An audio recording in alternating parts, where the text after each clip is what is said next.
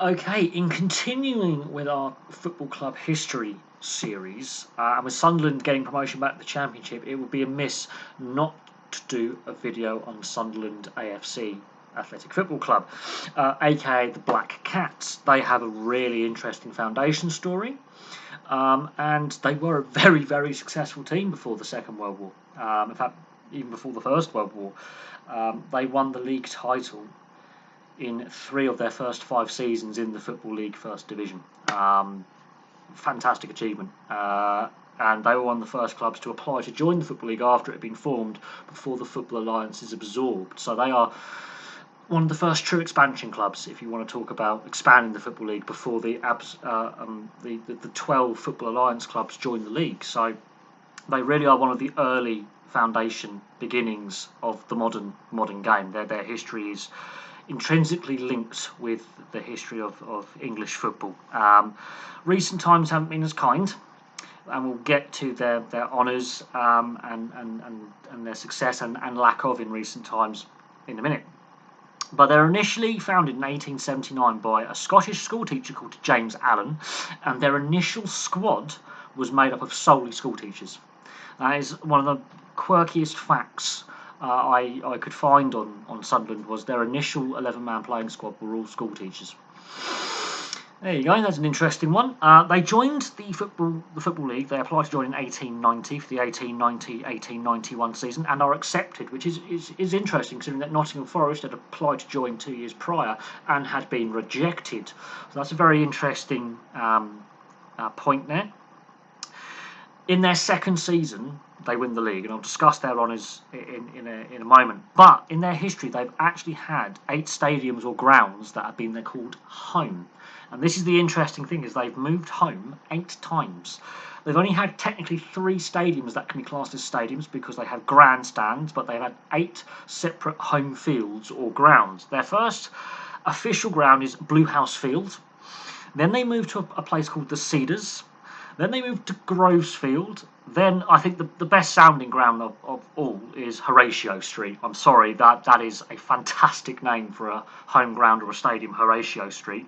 Then they moved to Absfield, and then they get their first basically permanent home with a grandstand, so what you could call a stadium, at Newcastle Road, before moving to the very famous and now obviously demolished Roker Park, which was their home for 99 years, before they finally moved, obviously, to the modern and fantastic Stadium of Light, which has got a seating capacity of 49,000. That is a fantastic all-seater stadium and should be a Premier League stadium, and Sunderland should be a Premier League club. And I'll get to the lack of success in recent times in a moment.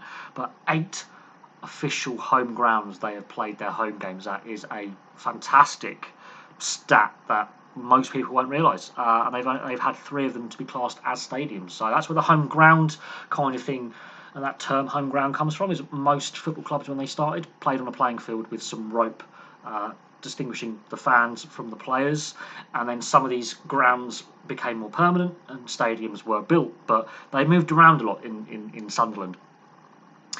Now let's get to their actual trophies they've won, and I have added the EFL trophy as silverware because it's the first silverware officially that they have won, excluding playoff finals, in a very long time. So in their second season in the Football League, they win the Division 1 title in the 1891-92 season, and then they win it in the following season. That's how hard it is, in the 1892-93 season, the year of expansion, where they absorb the Football Alliance clubs. Then there's a couple of seasons gap before they win it again in the 1894-95 season. So in 3 out of their first 5 seasons in the Football League, they have been the Division 1 champions. That is a fantastic record. That at the time was a record for win percentage and success. Then there's a little bit of a gap until 1901-1902 season, where they win their 4th league title. And then there's a bit more of a gap as the league becomes more competitive and more teams are joining the Football League of 11 years until 1912-1913, so the second last season before World War I, where they win again for a 5th time. Their 6th and final league title comes in 1935-1936. So there's a bit of a gap of success until they win their final league title. But that's not where their success ends. Oh no. They've won the FA Cup twice. In 1936-37, after they win their last league title, the following season they win their first of 2 FA Cups. Then the Second World War happens, and then post-war, they've spent a lot of money and not had a lot of success. Their 1972-73 FA Cup, they did that whilst playing in the second division. That's the historical quirky thing, is they weren't in the top flight when they won the FA Cup in 72-73. They were a second division club, and that was a famous underdog win in 72-73. However, the finances have been topsy-turvy since the Second World War, and the success has dried up, which is why I've included their EFL trophy win of 2020-2021, so the season before last. Because it brought a bit of joy back to the Stadium of Light. They dropped down to the third tier. You know, the relegation from the Premier League, some really shocking Premier League seasons, some of the worst on record. Derby County obviously being the worst. I've done a video on this a few years ago, and I do have a lot of sympathy for Sunderland, for the long-suffering Black Cats fans. I really, really do. That lack of success since the 30s, really, when they were a top side. They were a top side in the early days of the Football League and just before the Second World War. That lack of success, one major trophy since the Second World War. And the EFL trophy, while it is UEFA sanctioned, you don't qualify for Europe by winning it. However, it is silverware to go with the major honours of the league and FA Cup titles. And this is a club that does deserve to be in the Premier League. And the fantastic names of some of their former home grounds, like Horatio Street and Abbs Field, Newcastle Road, their biggest rivals, Newcastle United. One of their stadiums, the word Newcastle is in there, the original Newcastle Road before they moved to Roker Park. That stadium is a fantastic facility. The club has a fantastic, passionate fan base. Sunderland Till I Die, if you've watched that documentary series, it really actually makes you fall in love with the Black Cats and the history of the club and the downswing in their fortunes in recent years. But actually, this is a club with a real significance on the direction of the Football League. One of the most successful clubs in the early days of the Football League and its early history, winning it 3 years out of their first 5 seasons. That is not bad going. And winning it 6 times before the Second World War, which is, as the league becomes more competitive, it does become harder.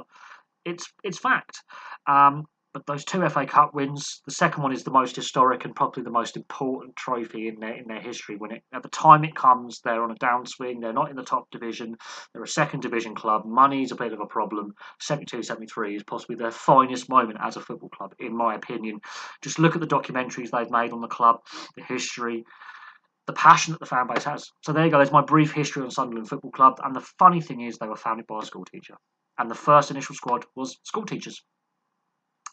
It's an amazing history, and the fact that they haven't had a lot of success in the modern era is a travesty with the history of that football club. But there we go. Thank you very much for watching. I know this is not a really in-depth history of the Sunderland Football Club, but I thought, you know what, with them getting promoted to the Championship via the playoffs, much like Port Vale getting promoted as well, both Port Vale and Sunderland finished 5th in their respective leagues this season. That is an interesting little parallel as well. But they've got a fantastic history, and hopefully one day we see Sunderland back in the Premier League. But there we go. Thank you very much for watching, and I'll have some more videos for you very, very soon.